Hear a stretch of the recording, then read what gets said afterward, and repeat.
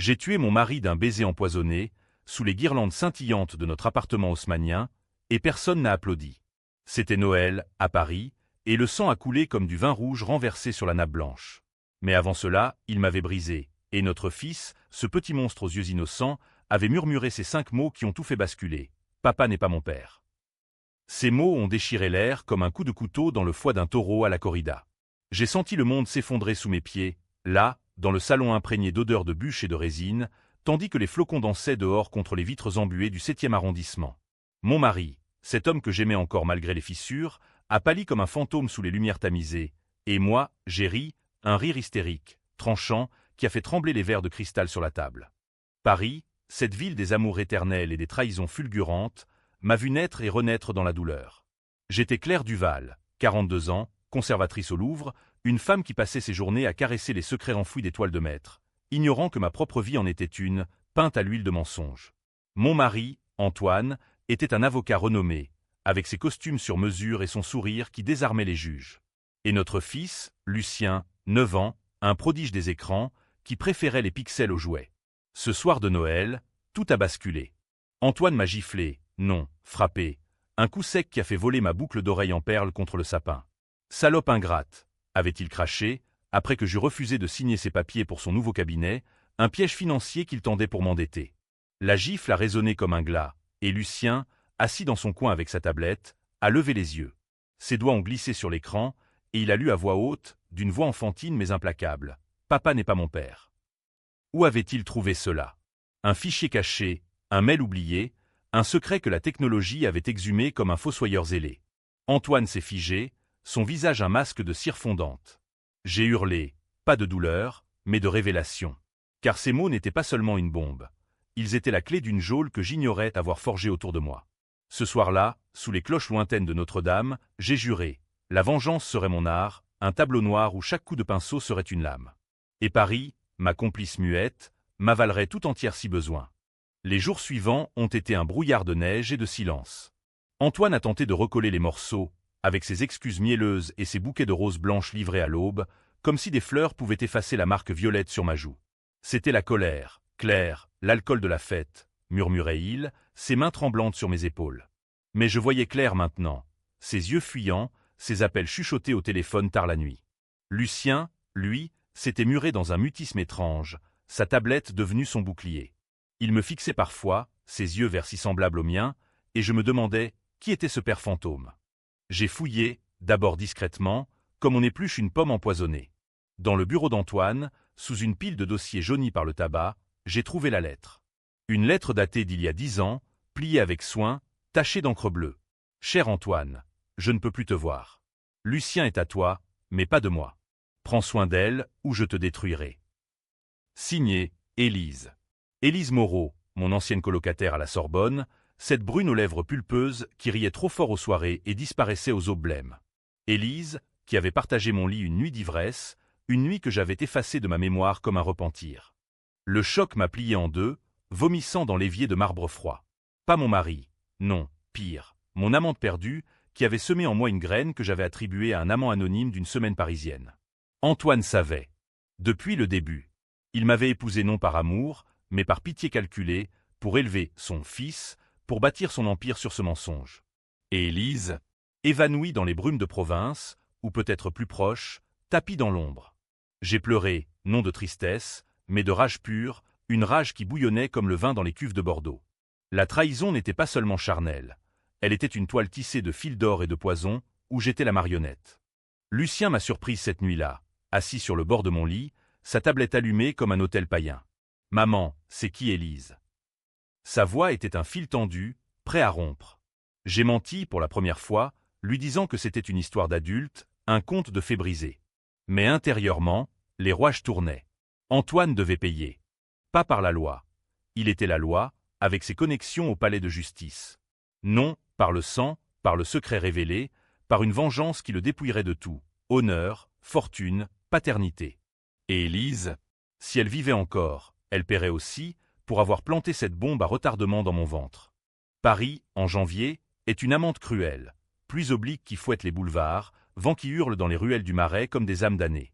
J'ai commencé par les ombres, ces recoins où les gens ordinaires deviennent fauves. J'ai engagé un privé, un ancien flic aux cicatrices de boxe, qui traînait dans un bar près de Bastille. « Trouve Élise », lui ai-je glissé, un billet de 100 € plié dans sa paume calleuse. Il a hoché la tête, sans question, car à Paris, l'argent achète le silence et les fantômes. En attendant, Antoine s'agitait comme un rat dans un piège. Il rentrait tard, empestant le cognac et le parfum bon marché, prétextant des audiences interminables. Mais je savais, il cherchait Élise aussi, pour la faire taire définitivement. Une nuit, je l'ai suivi, glissant dans la nuit comme une ombre en manteau noir. Il s'est arrêté devant un immeuble délabré du 13e arrondissement, près de la Tour de Chine, et a frappé à une porte au rez-de-chaussée. J'ai attendu, le cœur battant au rythme des sirènes lointaines. Quand il est ressorti, son visage était un masque de triomphe froid, et dans sa poche, un éclat de papier, un chèque, peut-être, ou une menace. Le privé m'a appelé 2 jours plus tard, sa voix rauque comme du gravier. « Élise Moreau est morte, madame. Accident de voiture, il y a 5 ans, sur la 6 en rentrant de Lyon. Mais elle a laissé une fille, Marie, 28 ans, qui vit à Montmartre. Et devinez qui paie ses factures? Votre mari. » Mon sang s'est glacé. Une fille. Une sœur pour Lucien, une rivale pour moi. Antoine n'avait pas seulement volé ma vérité. Il avait bâti un empire parallèle, un réseau de mensonges où Élise était le pivot. J'ai ri à nouveau, un rire qui a fait aboyer les chiens du quartier. La vengeance prenait forme, non plus un coup isolé, mais une symphonie de chute. J'ai rencontré Marie par hasard, ou par calcul. Dans un café du Sacré-Cœur, où les artistes peignent les touristes sous un ciel plombé. Elle était là, une copie d'Élise. Mêmes lèvres, mêmes yeux sombres, un verre de vin à la main. « Vous ressemblez à quelqu'un que j'ai connu », lui ai-je dit, m'asseyant sans invitation. Elle a souri, méfiante. « Ma mère, peut-être? Elle est morte quand j'étais gamine. » Nous avons parlé, d'abord de tout et de rien. Paris, l'art, les amours perdus. Puis, je l'ai percé, Antoine Duval. Il vous connaît. Son visage s'est fermé comme une huître. C'est un bienfaiteur. Il m'aide depuis des années. Bienfaiteur. Le mot m'a fait vomir intérieurement. Il achetait son silence, comme il avait acheté le mien avec des anneaux et des promesses. Marie était la clé. Je l'ai enrôlé sans le savoir, en lui racontant mon histoire. La gifle, les 5 mots, le secret. Ses yeux se sont emplis de larmes, puis de feu. Il m'a dit que ma mère était une pute, et lui son sauveur.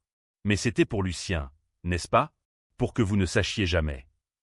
Nous avons comploté là, sous les yeux aveugles des statues de Montmartre, un pacte scellé par un café noir et une cigarette partagée. Elle haïssait Antoine autant que moi. Il l'avait manipulée, lui promettant un héritage qui n'existait pas, la gardant comme un chien de garde pour Élise disparue. Mais Antoine flairait le vent tourné. Il a commencé à me surveiller, ses yeux comme des lames dans le dos. Une nuit, il m'a confronté dans la cuisine, la main levée à nouveau. « Qu'est-ce que tu manigances, Claire?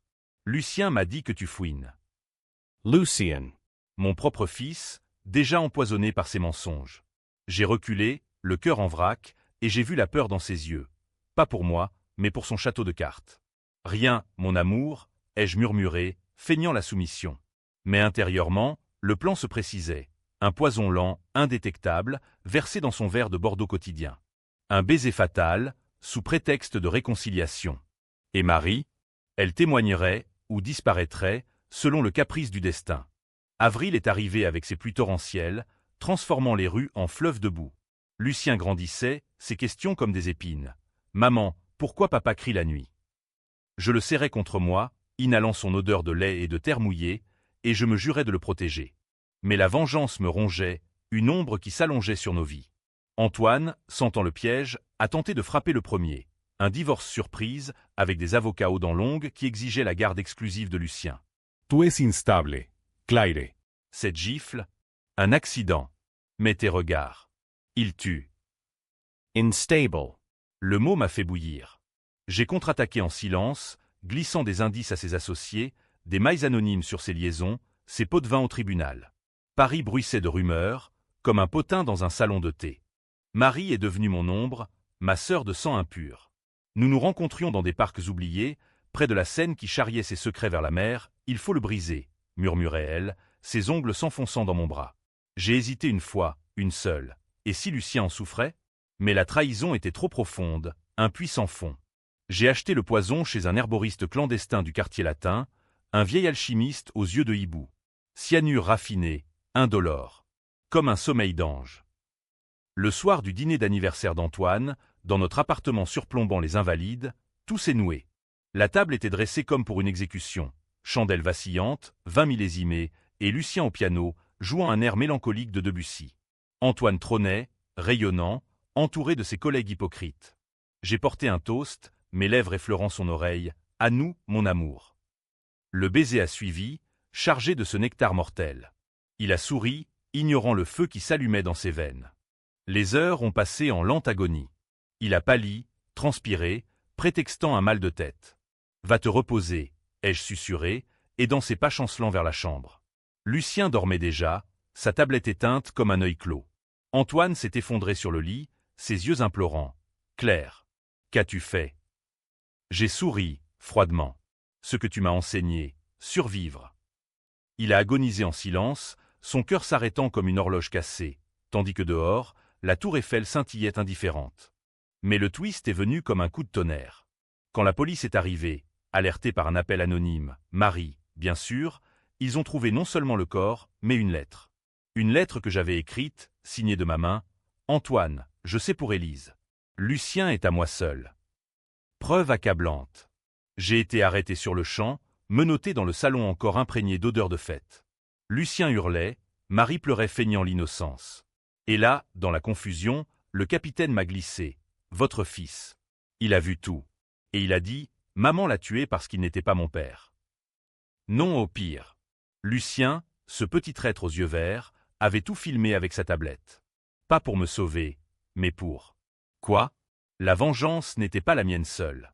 Élise avait prévu cela. Dans son testament, révélé post-mortem, elle avait écrit à Lucien, via un tuteur secret, de venger sa vraie famille. Lucien n'était pas innocent. Il était le marionnettiste, un enfant forgé dans le mensonge, qui avait levé sa tablette non par accident, mais par design. Dans ma cellule de la santé, sous les pluies d'été qui martèlent Paris, je ris encore. Ai-je gagné? Antoine est mort, son empire en cendres, Marie hérite de tout. Mais Lucien, il grandira avec mon fantôme, haïssant la mère qu'il a aimée trop fort. La vengeance est un cercle vicieux, et à Paris, elle ne finit jamais. Seulement, elle change de masque. Les barreaux de la fenêtre de ma cellule à la prison de Fresnes dessinent des ombres comme des griffes sur le sol en béton. Paris est loin d'ici, une tache grise à l'horizon quand le temps est clair, mais ces fantômes me visitent chaque nuit. Lucien. Mon fils, ou ce qu'il en reste, un puzzle brisé que j'ai moi-même fracassé. Dans les jours qui ont suivi mon arrestation, les journaux ont titré en gras « Meurtre au cœur de la nuit. L'épouse du barreau empoisonne son mari pour un secret familial. » Scandaleux, bien sûr. Les tabloïds adoraient cela, mélangeant faits et fiction comme un cocktail Molotov. Mais la vérité, elle était plus laide, plus française dans sa complexité absurde. Une toile de toile, où chaque fil tiré en tirait 10 autres. J'ai revu Élise dans mes rêves, pas la morte de l'accident, mais la vivante de nos années folles. La Sorbonne, 2005, l'air chargé d'odeurs de croissants brûlés et de livres moisis. Nous partagions un studio rue des Écoles, deux âmes errantes dans la ville lumière. Élise était feu, cheveux noirs cascadants comme la nuit sur la Seine, voix rauque de tabac et de rire trop vif. Moi, Claire, j'étais haut, calme en surface, tourbillon en profondeur. Une nuit d'orage, après une expo au centre Pompidou, nous avions bu du pastis volé, et nos lèvres s'étaient trouvées. C'est Paris qui nous unit, avait-elle murmuré, ses doigts traçant des cartes sur ma peau. Lucien était né de cela, 9 mois plus tard, un miracle que j'avais attribué à un flirt éphémère avec un professeur d'histoire. Élise avait fui, enceinte elle-même d'Antoine, un amant partagé, un triangle que je n'avais pas vu. Antoine l'avait su. Il m'avait trouvé en larmes dans un café de Saint-Germain, m'offrant son mouchoir et son nom comme un remède. Épouse-moi, Claire. Pour l'enfant. Pitié? Amour? Contrôle. Avec le recul, c'était clair. Il voulait Lucien comme trophée, un fils pour parachever son image d'homme parfait, et Élise comme maîtresse secrète, une chaîne qu'il tirait à loisir. Elle avait écrit cette lettre pour se libérer, mais la mort l'avait fauchée avant. Et moi? J'avais gobé le mensonge, année après année, polissant les dorures de notre vie bourgeoise. À Fresnes, les visites sont un rituel froid. Plexiglas sale, voix déformée par l'interphone. Lucien est venu une fois, accompagné d'une assistante sociale aux yeux de pierre. 9 ans, et déjà un regard d'adulte, calculateur, distant. « Maman, pourquoi ?» a-t-il demandé, sa petite main pressée contre la vitre. J'ai hésité, cherchant les mots pour un enfant qui en savait trop. Parce qu'il nous volait, mon cœur. Ton vrai père. C'est une histoire d'amour perdu. Mensonge pur. Il a secoué la tête. Non. Élise était ma tante. Et toi, tu as tué pour rien. Pour rien. Ces mots m'ont transpercé plus que les menottes. Lucien n'était pas le fruit de notre nuit. Élise l'avait adopté en secret, ou pire, inséminé artificiellement avec mon consentement inconscient. Le twist de la lettre cachée. Claire, Lucien est notre fille à toutes les deux. Antoine le sait et le garde pour nous briser. La rage m'a consumé. Antoine n'était pas seulement traître, il était le geôlier d'un secret lesbien, un chantage éternel pour nous séparer. Élise morte, il m'avait gardé en cage dorée, et Marie, sa fille, était un pion, élevé pour espionner, pour hériter des miettes. J'ai hurlé dans ma cellule cette nuit-là, jusqu'à ce que les gardiennes me droguent comme un animal. Dehors, Marie jouait son rôle à la perfection. Elle avait vendu l'appartement, investi dans un atelier d'art à Belleville, pleurant aux caméras, ma belle-sœur. Brisée par le mensonge. Belle-sœur. Le mot me faisait grincer des dents. Mais elle m'écrivait en secret, des lettres glissées par un avocat véreux. Tiens bon. Le procès sera ton triomphe. Triomphe ou tombeau. Car Lucien, ce serpent, avait déposé une déposition. Maman haïssait papa depuis Noël. Elle m'a dit, il mérite de mourir. Faux, bien sûr. Mais les enfants mentent si bien, avec leurs yeux de Bambi. Le procès s'est ouvert en septembre, sous les feuilles rousses qui tapissaient le préau du tribunal de Paris. La salle était un cirque, journalistes aux stylos affûtés, familles endeuillées feignant la peine. Antoine, même mort, star du show. Son associé, un rat aux lunettes rondes, a témoigné, Claire était jalouse. Obsessive. Elle l'espionnait. Jealous. Le mot m'a fait bondir, mais mon avocat, un jeune loup du barreau, payé par Marie, a riposté. Et les mets? Les paiements à une inconnue? Monsieur Duval menait une double vie.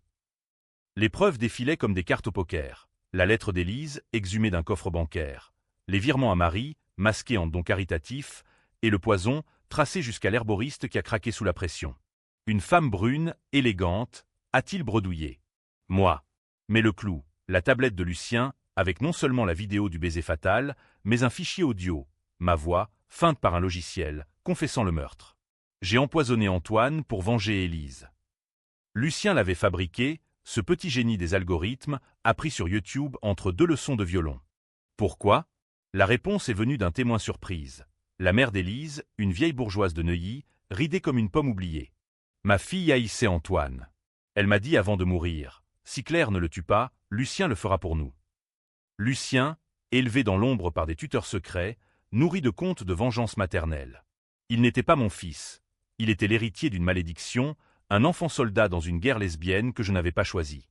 La cour a retenti de murmures. Infanticide moral, a crié un journaliste. Libérez-la, victime du patriarcat, hurlait une féministe en tailleur-pantalon.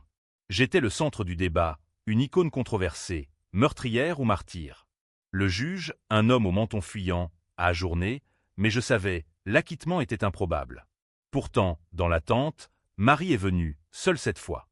Fuis, m'a-t-elle glissé. J'ai un plan. Un faux passeport, une vie à Marseille. Fior. Avec Lucien comme boulet? Non. La vengeance n'était pas finie. Elle migrait vers lui. Octobre a apporté le vent du large, et avec lui, une évasion ourdie dans l'ombre. Non pas par les murs, trop hollywoodiens, mais par les mots. Mon avocat a plaidé la folie temporaire, invoquant le trauma de la trahison.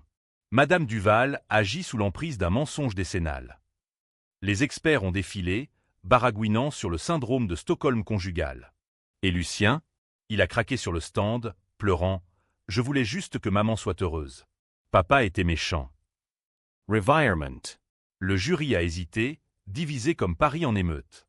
Libéré sous caution, j'ai atterri dans un appartement anonyme du 20e, près de Père-Lachaise, où les tombes murmurent les secrets des morts. Marie m'attendait, un verre de absinthe à la main. Bienvenue dans la 2e acte. Nous avons trinqué à Élise, à la liberté volée.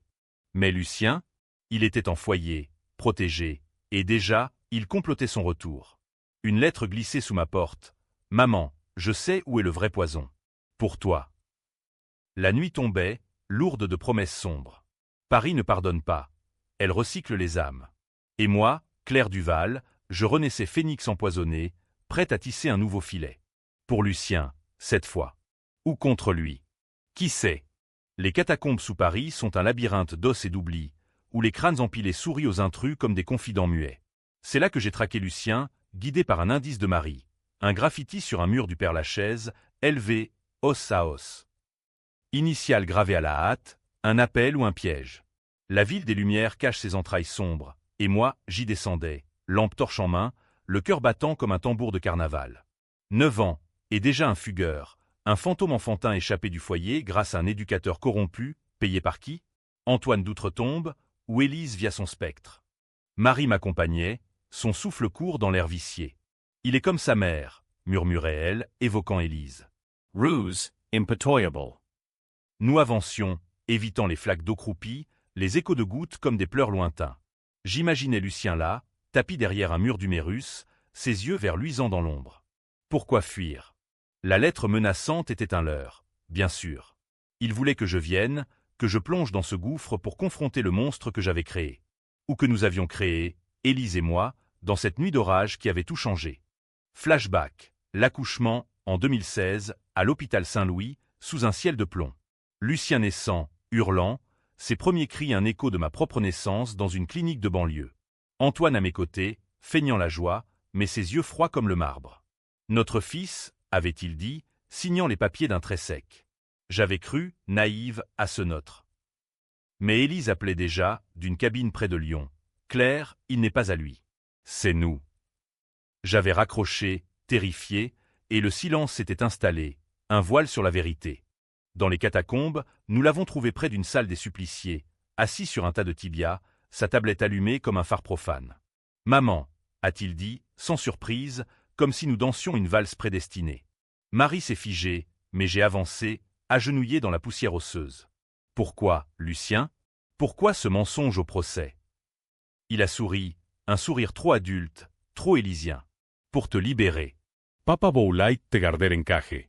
Élise m'a dit, si elle tue, elle renaîtra. Elise. Morte, mais omniprésente, ces mots gravés dans l'âme de cet enfant comme un tatouage invisible. Il nous a raconté tout, les visites secrètes de la grand-mère, les leçons de vengeance déguisées en contes, la tablette programmée pour enregistrer, pour piéger Antoine. 5 mots pour figer la pièce, comme tu l'as fait avec lui. J'ai pleuré alors, non de joie, mais d'horreur. Mon fils n'était pas victime. Il était bourreau en herbe, forgé dans le feu de nos péchés. Marie, elle, a tendu la main. Viens avec nous, petit. Nous sommes famille. Famille. Le mot sonnait faux, écho d'une comédie familiale brisée. Nous sommes remontés à l'aube, émergeant près du Danemark, les poumons brûlants. Lucien entre mes bras, fragile soudain, murmurant « Je t'aime, maman ». Mais Élise dit que l'amour tue. Nous l'avons caché dans l'atelier de Marie, un loft aux murs couverts de toiles abstraites, sang et ombre, prémonitoires. Là, la tension montait, la police fouillait, les rumeurs enflaient. La meurtrière et son complice enfant, titraient les échos. Et moi, je complotais déjà la suite. Fuir en Provence, ou confronter la grand-mère, cette matriarche venimeuse qui tirait les ficelles d'outre-tombe. Mais Lucien glissait à nouveau. Une nuit, je l'ai surpris sur sa tablette, chattant avec un inconnu, Opération Vengeance phase 2. Phase 2. Contre qui? Marie. Moi? La paranoïa s'insinuait, comme la brume sur la Loire. J'ai fouillé son appareil, trouvant des fichiers, photos d'Élise enceinte, documents sur une clinique de fertilité à Lyon. Le twist final. Lucien n'était pas adopté ni inséminé. Il était cloné, un miracle scientifique payé par Antoine pour sauver Élise d'un cancer foudroyant. Ton ADN est le sien, expliquait un mail. Nous étions une, Élise et moi, dans ce petit corps, un hybride de nos âmes, un monstre de labo. La révélation m'a plié. Antoine n'avait pas volé. Il avait créé un Pygmalion pervers modelant un fils pour nous lier éternellement. Il voulait que nous soyons parfaites, sanglotait Marie, apprenant la vérité. Nous avons confronté la grand-mère dans son hôtel particulier de Neuilly, une forteresse de velours et de portraits austères. Elle nous a reçus, thé à la main, un sourire de crocodile. Élise voulait un enfant de vous deux. Antoine a financé, pour le contrôle. Et Lucien? Il est le vengeur. Contre tous. La vieille Harry, révélant le pot, elle avait empoisonné Élise, pour son bien, et maintenant, visez-nous. Un thé empoisonné nous attendait, mais Lucien, ce petit dieu, avait switché les tasses. La grand-mère s'est écroulée, bavant, ses yeux vitreux fixant le plafond. « Pour Élise », a dit Lucien, calme comme un chirurgien. J'ai vomi, horrifié. Mon fils, tueur à 9 ans. La vengeance se transmettait, un virus familial. De retour à l'atelier, la tension crépitait. Marie voulait fuir en Espagne, Lucien en Amérique, Silicon Valley, pour ses rêves de code. Moi, je restais, ancré dans cette Paris maudite. Nous ne pouvons pas continuer, ai-je plaidé. Mais Lucien a levé sa tablette. Regarde, maman. J'ai hacké le testament d'Antoine. Tout est à nous. Mais d'abord, on finit le cycle. Finer. Le mot résonnait comme une sentence. Novembre arrivait, avec ses allumoirs de feuilles mortes. La police se rapprochait, flairant notre trace. Nous avons fui, un road trip nocturne vers le sud, la Renault brinque-ballant sur l'autoroute A6, la même où Élise était morte. Lucien chantait des comptines macabres, Marie fumait à la fenêtre, et moi, je serrais le volant, l'âme en lambeaux. Était-ce la liberté ou la chute finale? Paris s'éloignait, mais ses chaînes restaient. La route vers Marseille serpente comme une veine ouverte, bordée de cyprès noirs qui veillent sur les tombes invisibles. Nous roulions depuis l'aube, le soleil levant peignant le paysage en ocre sanglant, et déjà, la discorde suintait. Lucien dormait à l'arrière, sa tête contre une pile de comics volés dans une station-service, tandis que Marie, shotgun, triturait une cigarette éteinte. On va où, Claire? Vraiment. Sa voix était un fil barbelé, tendu par des jours de mensonges accumulés. J'ai gardé les yeux sur l'asphalte craquelé, évitant son regard. Loin. Un village dans le Luberon, Élise en parlait toujours. Mensonge. Il n'y avait pas de village, seulement l'instinct de survie, un vol d'oiseaux affolé. Marie était le maillon faible, je le sentais depuis les catacombes. Ses regards fuyants, ses appels chuchotés quand Lucien ronflait. « À qui parles-tu » avais-je demandé une nuit, dans un motel puant le moisi près d'Avignon. Elle avait sursauté, rangeant son téléphone comme un serpent dans son nid. Personne. Une amie de l'atelier. Amy. À Paris, les amis sont des vipères en talons. J'avais laissé couler, mais la graine du doute germait, empoisonnée par notre héritage commun. Élise nous avait liés par le sang et le secret, Antoine par la chaîne. Et maintenant, Marie, était-elle la prochaine à trahir? Les flashbacks me hantaient au volant, comme des films muets projetés sur le pare-brise. 2010, un été caniculaire. Élise et moi, en week-end à Deauville, riant sur la plage, nos corps enlacés sous les dunes. On aura un enfant ensemble, avait-elle promis, ignorant le cancer qui la rongeait déjà. Antoine savait, via un examen médical volé. Il avait proposé l'insémination, pour science, finançant la clinique en échange de droits parentaux. Lucien sera à nous 3, avait-il juré. Mensonge. Il voulait le contrôle, sur Élise mourante, sur moi ignorante, sur Marie orpheline. La grand-mère, complice, avait scellé le pacte avec de l'or familial. À mi-chemin, près d'Aix, nous nous sommes arrêtés dans un café isolé, terrasse ombragée par des platanes centenaires. Lucien a commandé un diabolo, ses yeux scrutant l'horizon comme un espion. Momon, mairiment. Simple. Trenchant. J.I. nerveusement. Quoi? Il a sorti sa tablette, un enregistrement audio, voix de Marie. Oui, je les ai. Livrez-les à la police à Marseille. La récompense est à moi. Treason.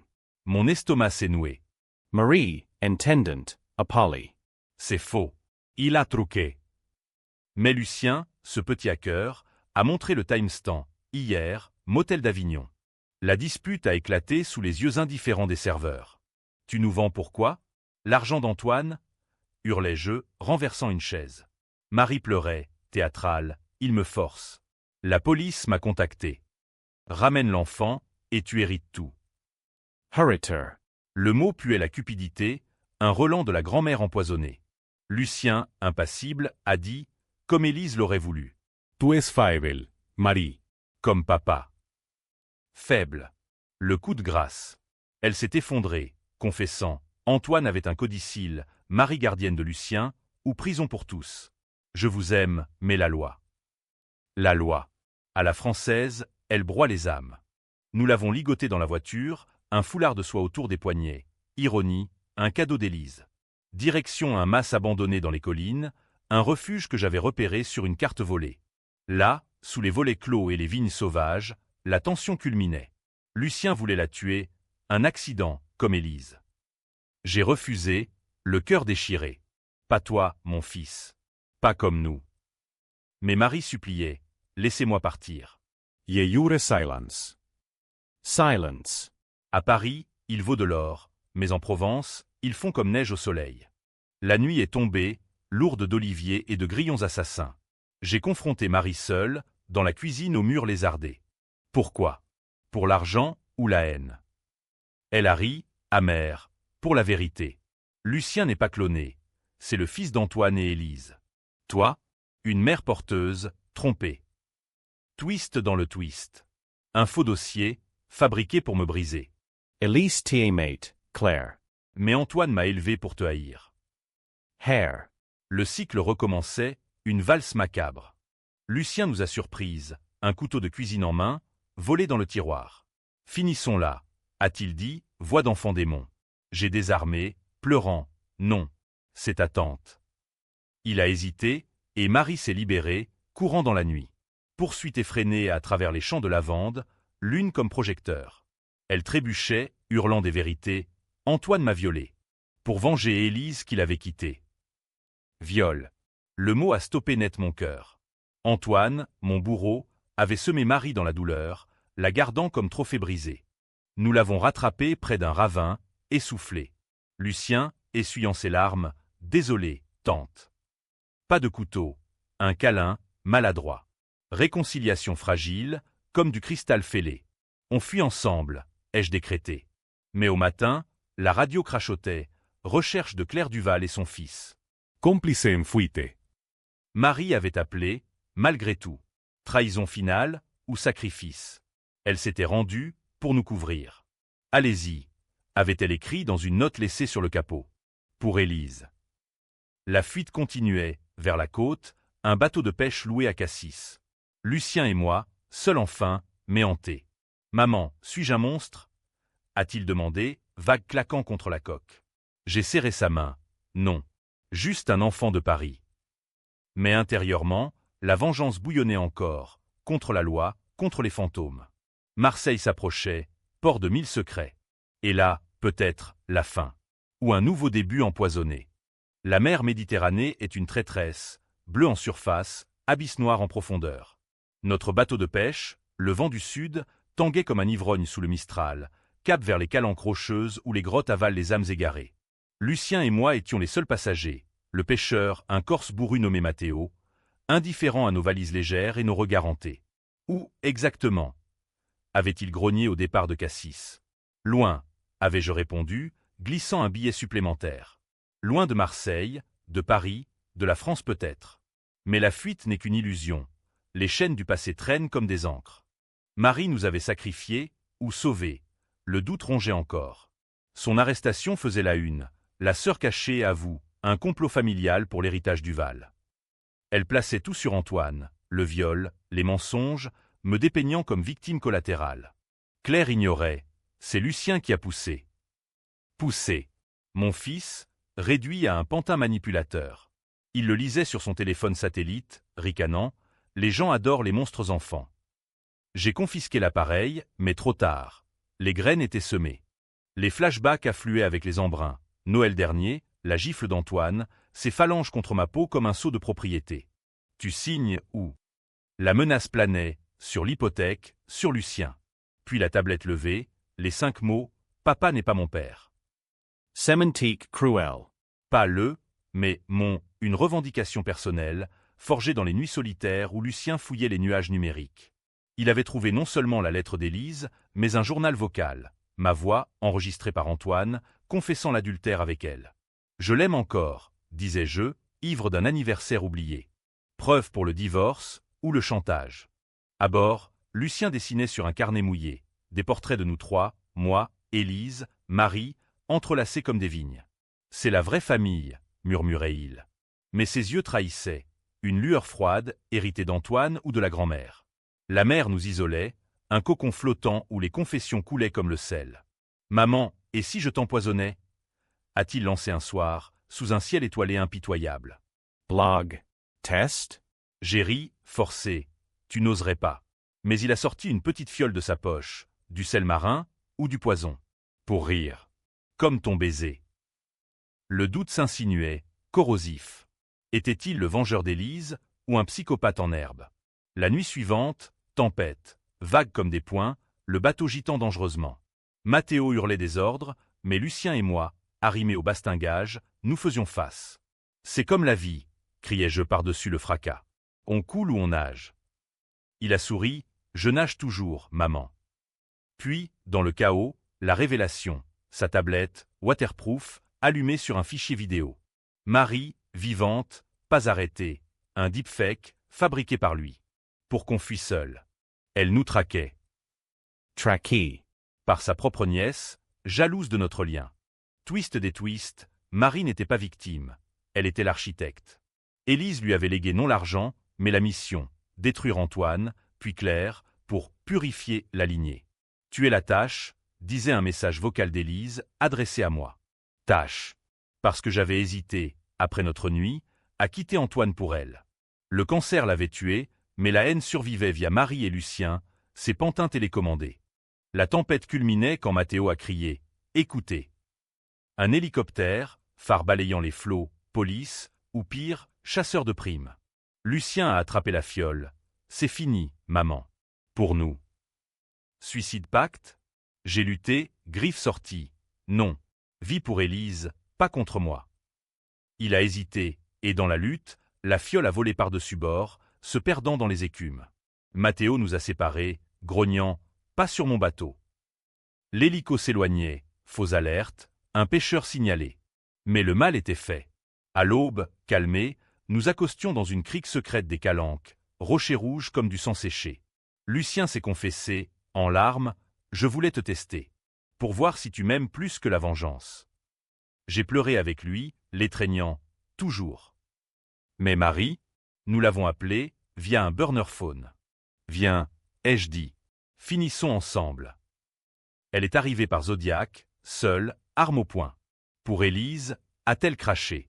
La confrontation finale, sur la plage de Galets, vague léchant nos pieds comme des langues. Lucien entre nous, bouclier vivant. Tue-moi d'abord, ai-je défié. Elle a hésité, arme tremblante. Puis, le coup non fatal, dans l'épaule, un cri qui a déchiré l'air. Lucien s'est jeté, désarmant Marie d'un coup de pied précis. Appris où? La lutte, corps à corps, sel et sang. J'ai rampé, attrapant un rocher, assez. Marie s'est effondrée, vaincue. Élise voulait la paix. Pas ça. Mensonge ou vérité? La police arrivait enfin, sirène lointaine. Nous aurions pu fuir, mais non. J'ai choisi la reddition. C'est fini, ai-je murmuré à Lucien. Il a hoché la tête, tablette jetée à la mer. Au tribunal de Marseille, mois plus tard, le verdict, acquittement pour moi, self-défense, preuve falsifiée révélée. Marie, condamnée pour complot, 10 ans. Lucien, placé en famille d'accueil, mais à moi confié les week-ends. Paris nous a rappelés, comme une amante possessive. Était-ce happy end? Beacon. Les lecteurs, et vous, chers lecteurs, choisirez. Moi, je vis, ombre au Louvre, caressant l'étoile. La vengeance a fini, ou recommencé. Dans les yeux verts de Lucien, je vois Élise sourire. Et parfois, je ris. À Noël prochain, je lèverai un verre. Empoisonné. Qui sait? Paris garde ses secrets.